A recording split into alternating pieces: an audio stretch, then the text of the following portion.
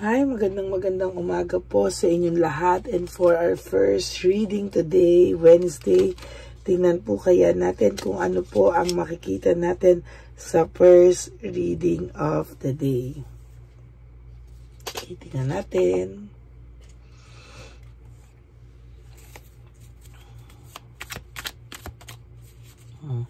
Basahin muna po natin.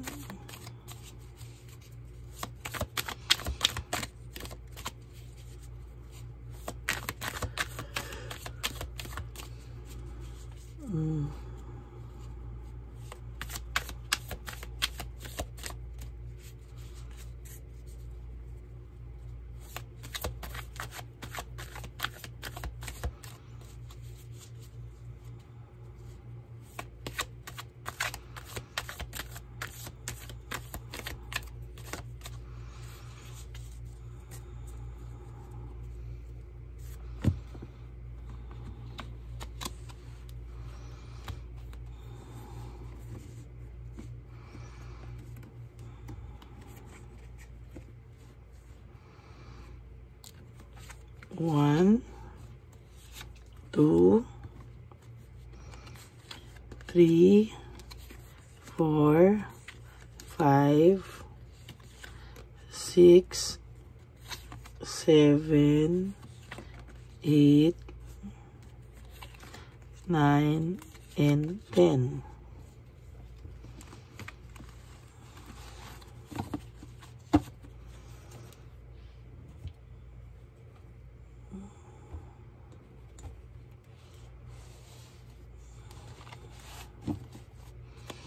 Ito naman po ngayon. Kamusta po kayo? Napanood nyo na po ba yung first, second, and third reading of the day kahapon? At yung third reading ng isang araw na in-upload ko po lahat kahapon. Ayan. Sana po ay napanood nyo po lahat ito, no? Okay, that's one. Bumaba na siya ng kusa. 2, 3, 4, 5, 6, 7, 8, 9, and 10.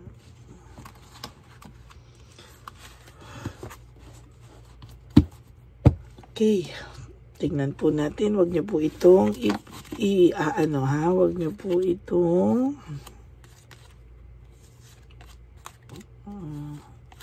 i-skip dahil dito po tayo kumukuha ng ating energy sa isa't isa.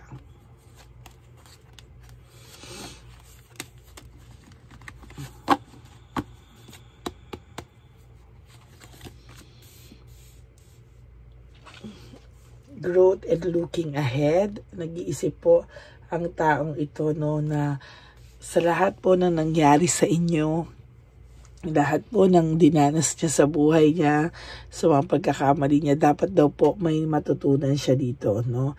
Ngayon po ay nasa stage siya wherein ngayon niya lang po nare-realize o nagsisink in sa kanya yung mga nagawa niya sa iyo.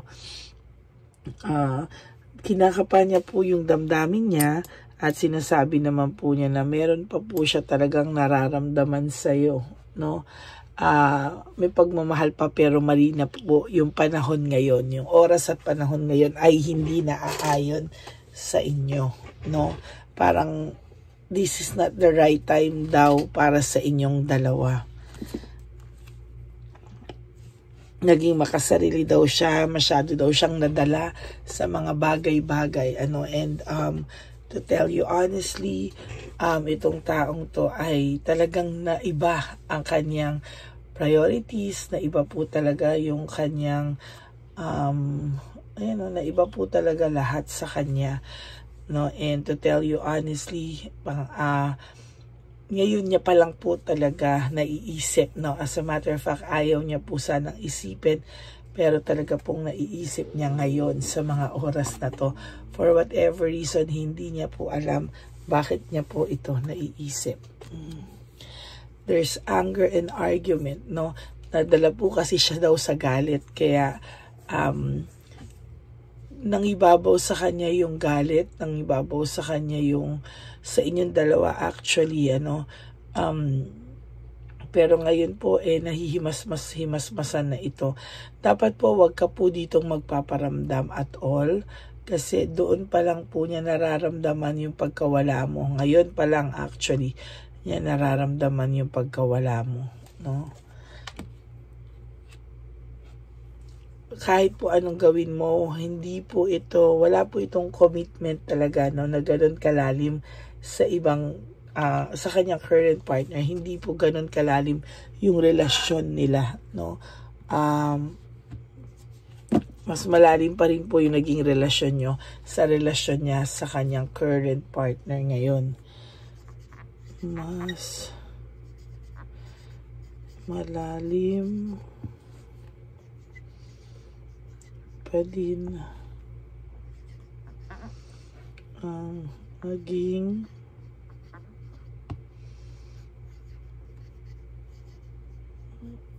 relasyon na lang. Relasyon, huwag samahan.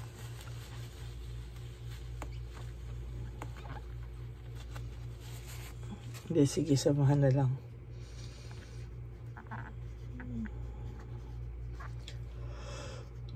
Okay, sa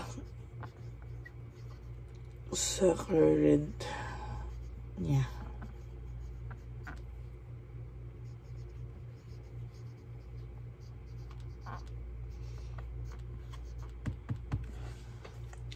So, mas malalim pa din po yung naging samahan nyo kesa sa current na relasyon niya o relationship niya, no? Yan.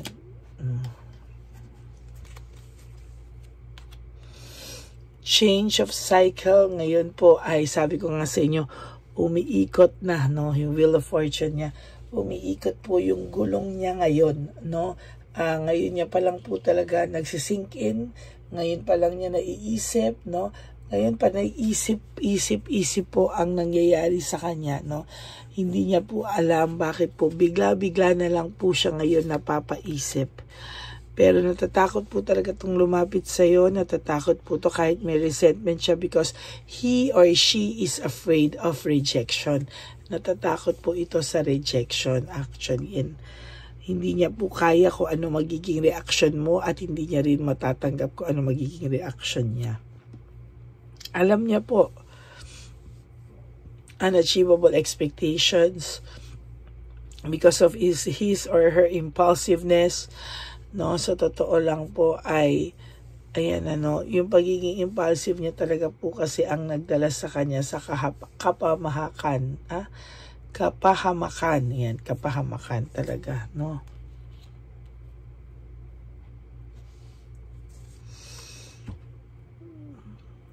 Yung buhay din nila is umiikot din po sa material na bagay, Gusto niya ma-restore yung control. Gusto niya kahit hindi pa rin, kahit free ka ngayon, hindi kayo, gusto niya pa rin pong may control siya sa iyo kahit nasa malayo siya, no? Actually, nagtatanong-tanong ito at nag-i-stock po talaga ito sa iyo, no? Nakikita ko po dito talaga yung pag-i-stock niya po sa iyo. Dissatisfied po ito sa mga nangyayari sa buhay niya ngayon. Hindi niya po alam kung ano po ang kahihinatnan pa nito sa future. Hindi niya rin po alam kung ano po ang mangyayari sa kanya, because of nakakaramdam po talaga siya ng lack of inner joy, to be honest with you. Ayan, no? Yan.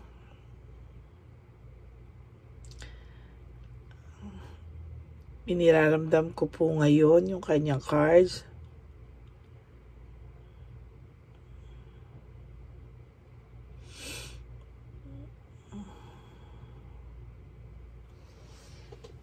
Matigas po ang loob nito kasi, no?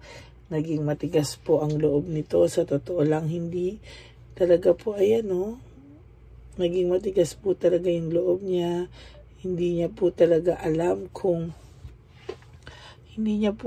bakit siya nagkaganyan actually. Natatakot po siya, hindi niya po alam kung kung ano pa daw yung mga susunod niya mararamdaman dahil parang pinahamak po siya eh. Oh. Yan oh.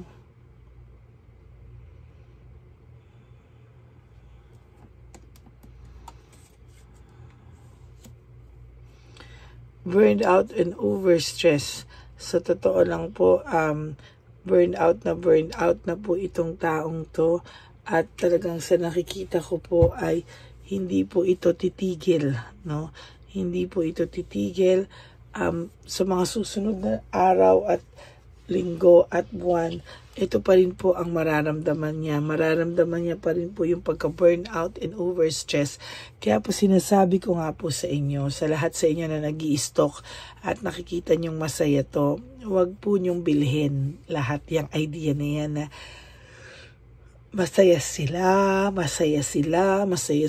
hindi po talaga, no? Hindi niyo po alam ang nangyayari sa kanila. Meron nga po ako, sabi ko sa inyo, yung isang nire-reading ko ng personal reading. Ayan, ano? Sinasabi ko po, talagang magulo po itong person na ito. Error of judgment, sa totoo lang po, ayan, no? Talagang nagkamali po siya ng pagkakilala sa'yo, no? Nagkamali po siya ng mga sinasabi sa tao. Alam niya po yan na maling-mali po talaga siya. There is this emptiness, no? And dependency.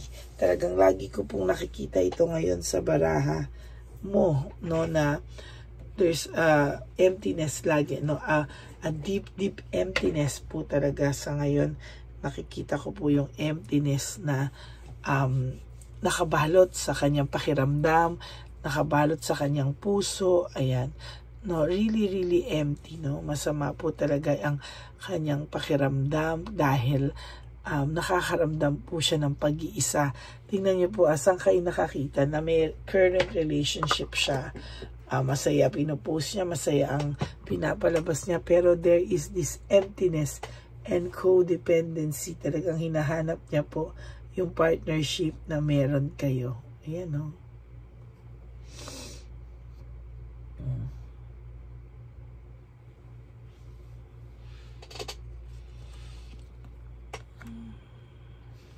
Broken family, shattered dreams, siya po ang gumawa niyan sa sarili niya, no?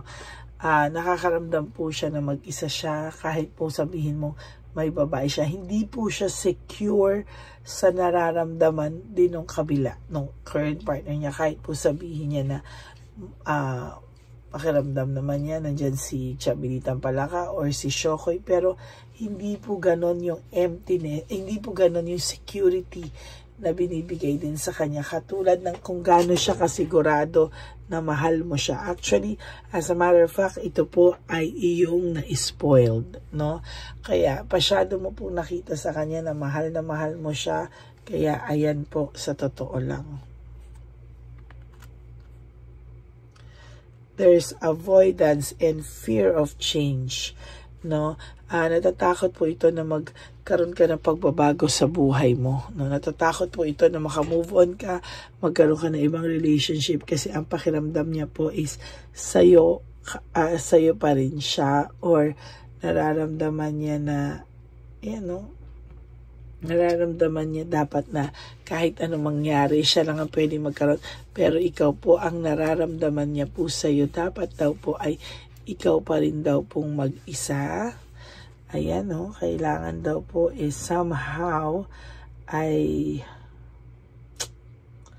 kailangan daw po talaga ay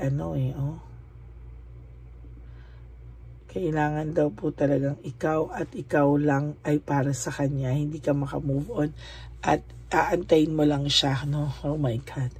Napaka hindi po talaga dito kakayanin pag ikaw na po talaga ang nagkaroon ng iba. Ayan, ina-isolate niya po yung sarili niya sa mga tao.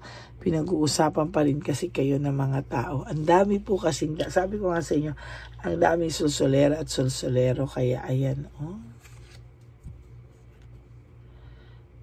There's jealousy and self-centered. Sa totoo lang po, Ayan, no? Sa totoo lang po, there's jealousy and self-centered. Hindi po niya alam bakit siya nagsiselos. Pag nakakabalita siya tungkol sa'yo, wala naman na kayo. No? As a matter of fact, siya ang gumawa ng ganyan sa'yo. Siya yung gumawa ng ikakalayo ng loob mo or ikakahiwalay nyo. So, bakit pa rin siya nagsiselos? Self-centered. Talagang sarili nito ang importante sa kanya.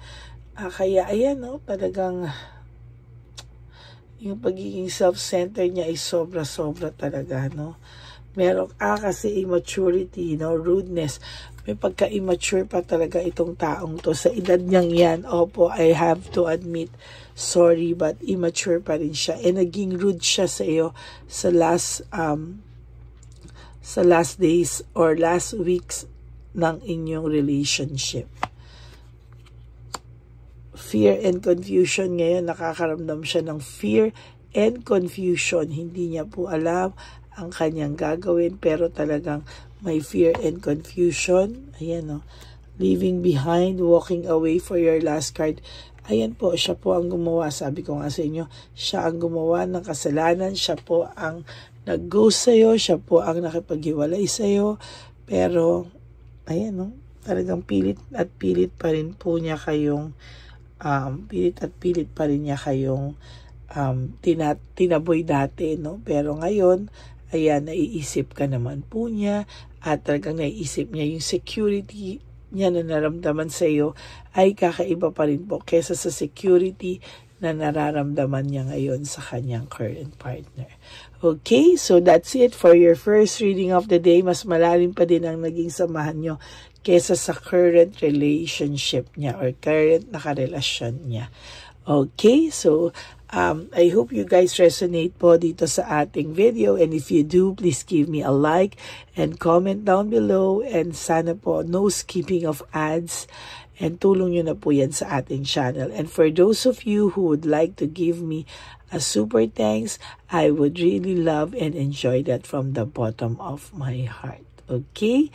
At para po sa gusto private reading with me through video call, you may contact me or you may message me at Ladyly Elena. That's L-A-D-Y L-Y Elena. Nasa dulo po yan ng ating video. Diyan nyo lang po ako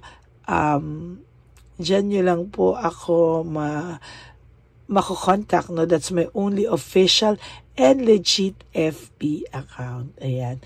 Maraming salamat po sa inyong lahat, and I hope na naka-resonate po kayo, and if you do, sana po ay sabihin nyo through comment section ko ano po yung inyong nararamdaman. Okay? Sa lahat po ng aking Lady Elena friends, family, and subscribers, salamat po sa loyalty nyo and sa pagiging solid nyo na subscribers sa akin, for always waiting for all my uploads, no, and videos. Yan, salamat po. At sa mga naiinip naman po pag naglalabas ako, patience is a virtue po, no? Ayan, so maraming pong salamat. And ang lagi ko nga po sa inyong bilin, that life is really too short. Don't make it shorter by stressing yourself from all the pains and heartaches na binigay sa inyo na kahapon. Just surrender everything to the divine universe and just let go and let God write your life and love story. I will be back for another set of reading, our second reading of the day.